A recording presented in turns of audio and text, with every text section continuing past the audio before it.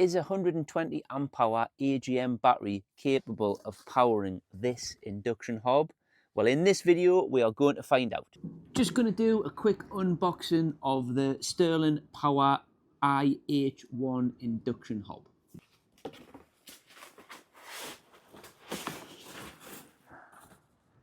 Don't need that anymore.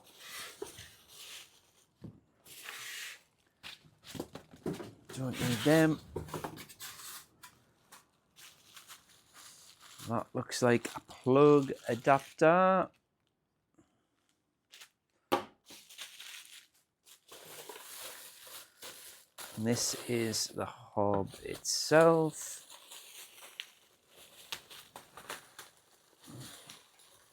Oh gosh, can I get that open? Knife.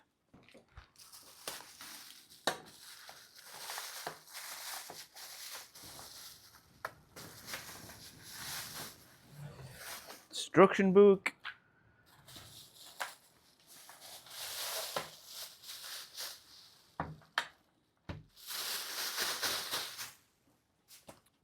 And the unit itself. Obviously that is what the plug adapter is for. I'll need to put that into there so I can use it on a UK plug socket. And that is the little control panel. So this is the 1800 watt version. So you can get, I think it was a 1000 watt version, but I wanted to get the bigger power one so it's a bit more realistic to use in the van all the time. Well, that's basically it anyway. Instruction book. But I think it should be fairly self-explanatory. On, off, probably power up and down. It's got a timer function by the looks of it, but we'll get into a bit more of that later. But that is basically what you get in the box. So what I'm going to do is I'm going to work out how much water I need for 2 cups of tea, because that is generally what we use the inside hob for. So I'm going to work that out, and I'm going to put that amount of water in the kettle here. And first off, just as a baseline, I'm going to boil the water on the gas hob first, just so I've got an idea of how long that takes. So it takes approximately 600 millilitres of water for 2 cups of tea. So that is exactly what I've got in the kettle. And we are on the bigger of the 2 gas burners. And I've got my timer set up here. So basically, I'm going to try and do the best I can to get, light the hob and press start at the same time. So we'll give this a go.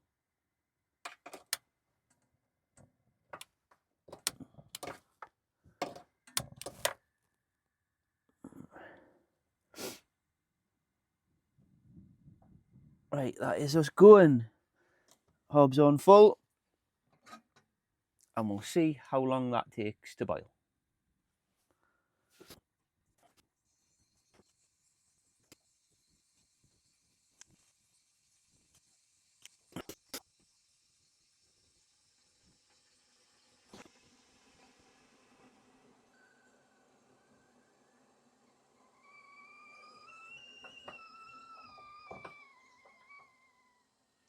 Well, that is us just boiled, and we are at 4 minutes 50, call it 4 minutes 51 seconds, which I don't think is all too bad. We'll make a note of that time. I'll get tidied up, and what I'm going to do is I'm going to empty the hot water out, let the kettle cool right down, so we're doing a fair test, and then we'll get on with the induction hob. So while the kettle is cooling down, I'm going to give you a run through of what my plans are and just a reminder of what the current electrical setup is in the van. Now I've got a 120 amp hour AGM leisure battery at the minute.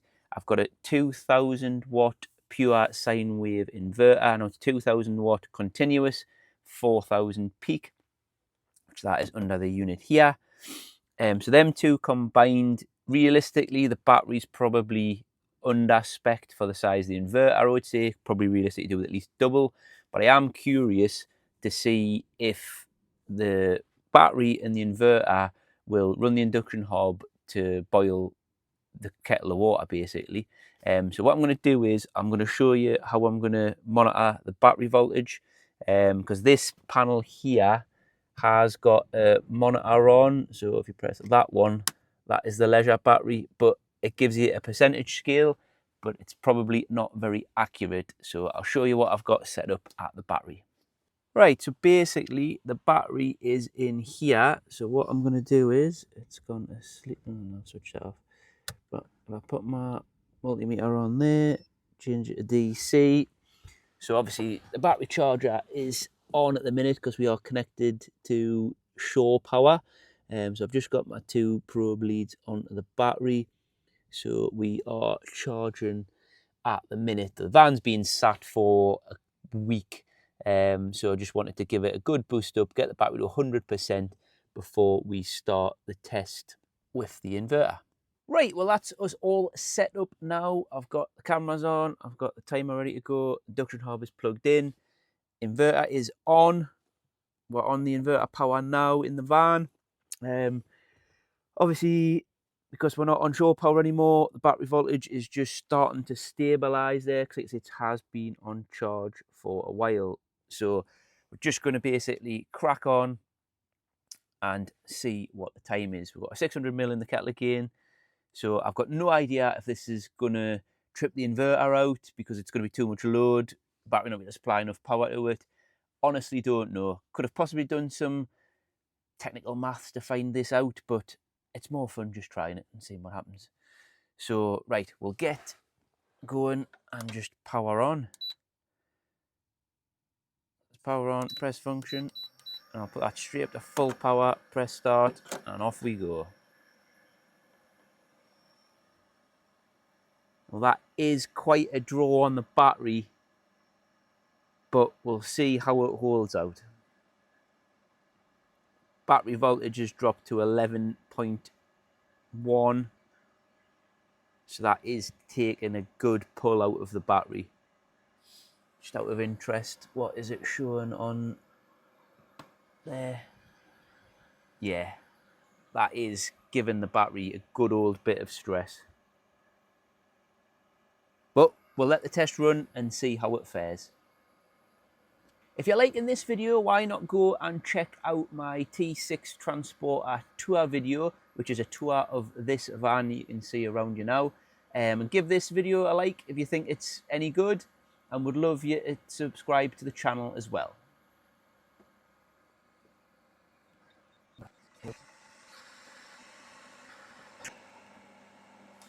Battery is currently pulled down at 10.8 volts, which is realistically too low, but that is it done. That is it boiled. Now the battery's recovering, obviously because the load's off now. But wow, that's quite a speed difference to the gas. So the gas was 4 minutes 51, and that was 2 minutes 50. So quite a bit quicker. Now, I just will say, I'll grab the manual here because it does have some information about the different power settings. So that was, I literally switched it on, whacked it up to P8, which is full power. So that would be pulling 1800 watts into the hob. Now, that probably, how much it was loading the battery there, probably isn't that good for the battery. It didn't trip off. Now, it was just starting to make some beeps, the inverter, but it didn't trip out. And that has now, I'd be interested to see what the battery's going to recover to. But I think what I'll do is I'll knock the inverter off and I'll come back and have a chat about these powers. Well, that was fairly interesting. It's been about 10 minutes or so since I switched the inverter and everything off, and the battery has recovered to 12.3 volts and is sitting steady at about 12.3, which when you look online and look at battery information, that is probably about 50 to 60%. So yeah, it has took a good chunk out of the battery considering it was fully charged before we started. Now, I did say I'd mentioned some power settings, so that was running the test on maximum power from that hob, which it is an 1800 watt induction hob. Now, looking at the book, P8, which was kind of full power, is yes, 1800 watts it needs. But I'm just looking at sort of, you know, when you first switch it on, it auto selects P5. Now, I'm going to run another test and run it on P4, which is half power. Now, I know it'll take twice as, in theory, it'll take twice as long to boil the same amount of water, but I'm interested to see if that is the case and the difference it'll be in terms of how much it's pulling the battery down is the one thing I'm interested in as the inverter's running, just to see, you know, what the difference is, because running that hob on maximum power on that battery does pull it down probably further than you would like in terms of trying to look after your battery anyway. So like I said, the kettle's outside cooling down again. The van's on charge, so I'll probably have to give it a good couple of hours to charge the battery fully back up. And then we'll come back and do the test again. Right, we are ready for test number 2 with the induction hob. Battery's been on charge for a good couple of hours, and we are just balancing out the voltage there, so about 12.85. So that's pretty much fully charged again. So plan is going to run the test, but I'm going to put it onto power 4, which is basically half power. It's not quite half power. So I did mention before this what it was, but P4 is 1000 watts, whereas P8 is 1800. So we'll see how this test plays out. We've got that ready. We've got a 600 ml of water in there. We're ready to go. I'll switch that on. Right, that's ready to go. So basically, hit function, go. So that is on P4. Timer started. We'll see how long it takes to boil the water on half power. Now, the key thing I'm more interested in is what the voltage is going to pull down on the battery as the inverter is running. Now, that is sitting at the minute at 11.8 volts. Yep, 11.8. So that is much happier. The battery is much happier there than what it was when you run it on full power. Now, I'll just mention while this is going, the way we normally use the van is, to be honest, most of the time when we're parked up, we're on a campsite and we'll normally pay for electric hookup. So if I do fit this hob to the van, which I definitely will be, I think, from going off what we've seen so far, it would just be connected to the hookup, so you wouldn't need to run it on the inverter. But we do like days out and traveling around, and when we are doing that, to be fair, the most this would ever do is boil the kettle, and would normally be either driving somewhere and stopping, or would be in using it then, or we would be using it and then driving on somewhere else. So obviously the battery would get charged off the van in them circumstances. So yeah, we're holding at 11.7 volts there now, which, like I say, that is much better in terms of discharge from the battery. I mean, obviously, the time this is going to take is a lot more than what it took when it was running at 1800 watts on full power. But if it's comparable to gas, then, you know, we're not any worse off. So the gas time was just under 5 minutes, 4 minutes 51. So it'll be interesting to see how long this is going to take on power setting 4.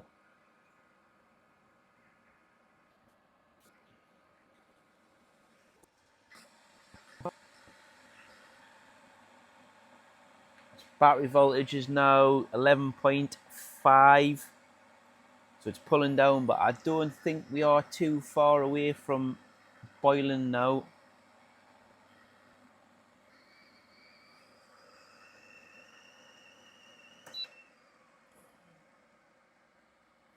Right, well, there you go.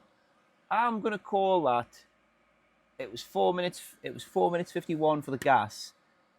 That is close enough. It's a few seconds difference than that. It's a few seconds different running the induction hob on P4, which is basically half power. And we'll just keep an eye. I'll switch the inverter off and let the battery voltage settle, and then we'll come back and have a look at the battery voltage. Well, it's been about a good 10-15 minutes now since we switched the inverter off. I know I've obviously got the lights on, but the battery voltage has stabilized back at 12.4 volts. So I'm working that out as about 70% battery capacity. So that's used about 30% boiling the kettle on that setting. Now, compared to the first time on flat out, it dropped the battery percentage to about 40%, 60%. So used about 40, maybe a little bit more. But so running the induction hob on the lower setting obviously takes a little bit longer, but it's comparable to the time it took to boil the water on the gas, to be honest. But it's a lot kinder on the battery and actually used less power out of the battery overall by using the lower setting. So the takeaway from that is, I think if we're running solely on the battery and the inverter, I think I would just run the hob at half power. It's more than quick enough, to be fair. And then if we're plugged into shore power, we can go right up to full power. Now, I suppose in conclusion to the whole video, the whole point of doing this was to see, one, if my inverter and battery combination would run the hob okay, and we've confirmed it will, which basically means I will put this induction hob into the van as it is, so I'm not going to bother changing anything on my electrical setup. I'm just going to do away with the gas, put that induction hob in, and then the only other thing I need to do is get a different sink, because obviously the current one in the van is a combined sink and gas hob. So if I get rid of that, I'll have no little sink, which, to be honest, I don't use it that much, but it is handy to have. And I've got the water and everything, waste tank as well on the van, so may as well use it going forwards. So the plan will be a new worktop, or a new piece of worktop. I still have got some of this the white speckly worktop, so I'll just have cut a new piece, obviously fit my induction hob in, and then a new little sink bowl of some sort as well.